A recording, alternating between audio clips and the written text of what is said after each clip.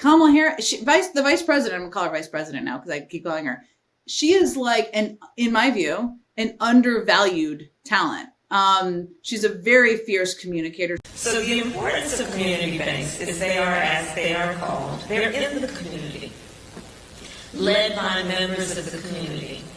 They are people who understand the capacity of the community, the needs of the community, the culture of the community. She's a very fierce communicator. That was former White House propagandist and current MSNBC propagandist Jen Psaki claiming that Kamala Harris is, quote, a very fierce communicator. Calling her an undervalued talent is pretty subjective, and I would argue she is the opposite of that, but calling Kamala Harris a fierce communicator is like calling Barack Obama a president who did not use drone strikes on American citizens. It's just not true. For context, here are the full comments by Jen Psaki. Kamala Harris, the vice president, I'm gonna call her vice president now because I keep calling her. She is like, in my view, an undervalued talent. She's a very fierce communicator. She's very strong, especially on one of the core issues that made the election maybe won or lost on, which is abortion rights. And this is why I think when she did a couple of interviews after the debate, I was sitting on the set with a bunch of other MSNBC anchors, and everybody was like, that was great. It's like, yeah. That's what she's doing out in the country, and nobody is really tracking it. It's just, that's who she is, but there is a caricature out there. It's almost like public opinion hasn't caught up with what she is doing out there. And also we live in a country that is sexist and racist. So like there is that, not everybody at all, but there is a level of it that does impact elections. I'm going to say this as nicely as I can. Kamala Harris is one of the dumbest people in American politics today. She slept her way to the top in California, and she is quite possibly the worst communicator the Democrats have, outside of Joe Biden, of course. But don't take my word for it. Listen to these clips of Kamala Harris, and by the end, you'll be questioning if this is the Vice President of the United States or a kindergarten teacher. Work of community work, and in particular violence intervention, is about investing in the community, understanding our capacity, understanding the greatness, and then being motivated with that knowledge to do what we can to reduce harm, but not for the sake only of reducing harm, but in investing in the potential and the greatness. That is the essence of this work. And it is a false choice to suggest that you're either in favor of the Second Amendment or you want to take everyone's guns away. I'm in favor of the Second Amendment, and we need an assault weapons ban. I support the Second Amendment, and we need universal background checks. I support the Second Amendment, and we need red flag laws.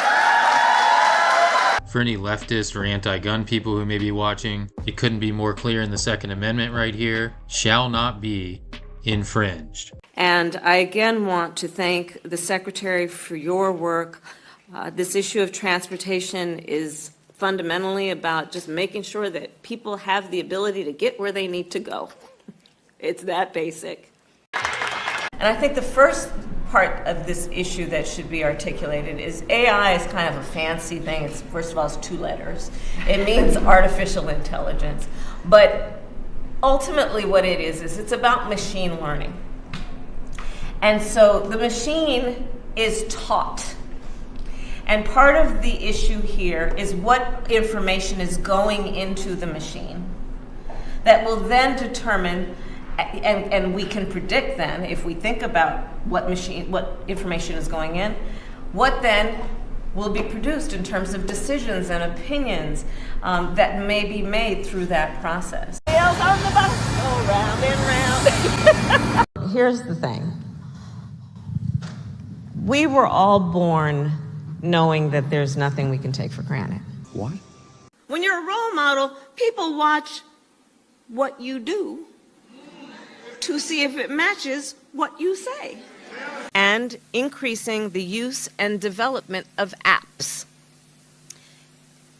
On that last point, I'd ask you to just imagine your own smartphone and the apps that it contains, and what those apps then give you in terms of access to a myriad of information. The idea of exploring the unknown. and systems that help you go about your daily life. Everything is in context. My mother she would give us a hard time sometimes, and she would say to us, I don't know what's wrong with you young people. You think you just fell out of a coconut tree?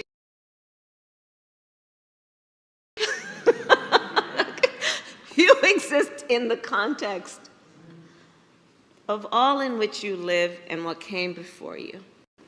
You know, so many of us have come from movements that were about the fight for equality. We also understand there's a difference between equality and equity. Equity is everyone deserves to have, right, and be treated equal.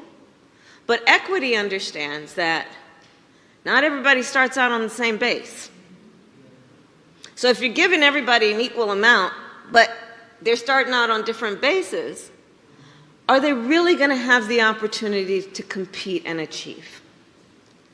That's why we purposefully, as an administration, the president, myself, the secretary, and everyone in our administration are so dedicated to a specific principle, which is that of equity. The nature of democracy there are two sides to it in terms of the nature of it. There's a duality. On the one hand, when democracy is intact, it is incredibly strong in terms of the strength it bestows on the individuals in terms of their rights and their freedoms. Incredibly strong in terms of what it does for its people. On the other hand, it's very fragile. Our democracy will only be as intact as our willingness to fight for it. And so fight we must, and fight we will. You know, I think so much about, I talk about, you know, we talk about the arc. I think about it as also like a relay race, and those who carried the baton and were measured by what they did when they had it, and then they passed it to us. Yeah. Well, and the point will be, what do we do while we're carrying the baton? Before we pass it. Understanding that the race will never be over. But the question is, what do you do in the time when you're carrying the baton? That's exactly right. Right? I mean, honestly, it's like kindergarten. This is that community who understands and can see what is possible unburdened by what has been. You must have and know that you are applauded for having the ability to see what can be unburdened by what has been. What can be unburdened by what has been.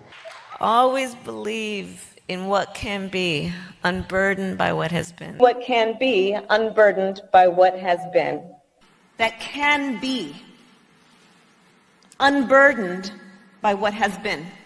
What can be unburdened by what has been. Seeing what is possible unburdened by what has been.